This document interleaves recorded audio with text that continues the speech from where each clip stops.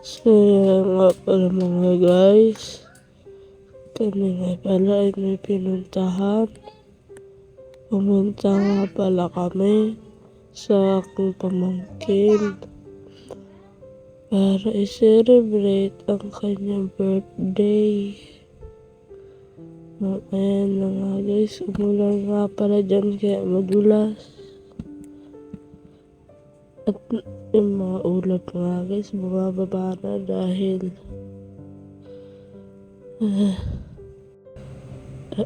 paulan na nga. So, ayan, dahan-dahan pa yung takbo namin.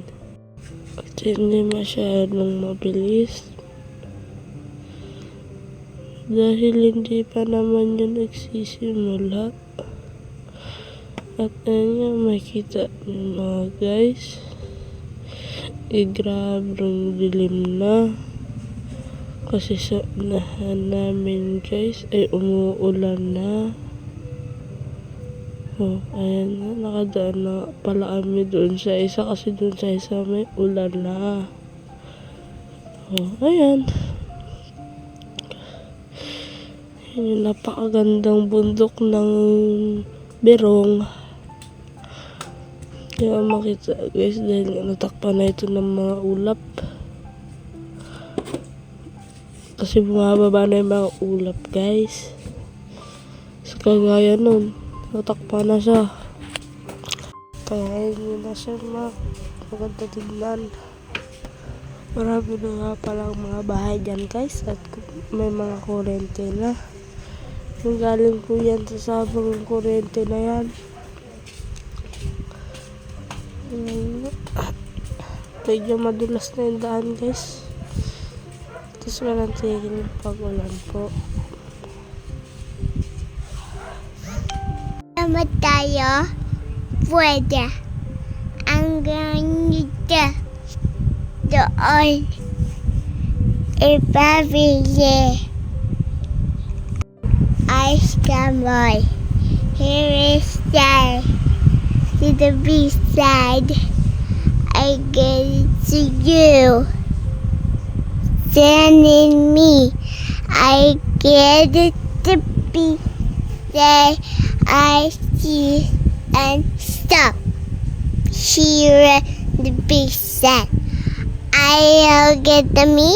Oh, so this side. Good, bye-bye. Bye-bye. So ayan nga mga guys. Mga guys, nagpatila na lang sila sa puno. Goodbye. So ayan, dahan-dahan lang kami yun mga guys. Dito medyo tuyo na guys kasi kanina pa yung ulan dyan. Hindi ko na nga alam guys kung saan to banda eh. Ang alam ko lang dito ay nasusuka na ako. Chill rides. Mahaba pa nga yan guys. Kalsada na yan. Parang highway. Pero 2 lanes lang siya. So ayan nga. Ayan nga guys. Bakit nga pala kami yan? Pabalik na kami. Uli kami ng puerto. Kakapunta lang namin yun sa pinsan ko. Kakatapos ng celebrate. So ayan. Sobrang akyatin yan dyan guys. Pero pag nakita nyo yung tanawin guys, sobrang ganda. Yan. Ibibigyan sa akin ni Papa yung cellphone. So ayan, papakita ko sa inyo kung gaano kaganda. 1, 2, 3.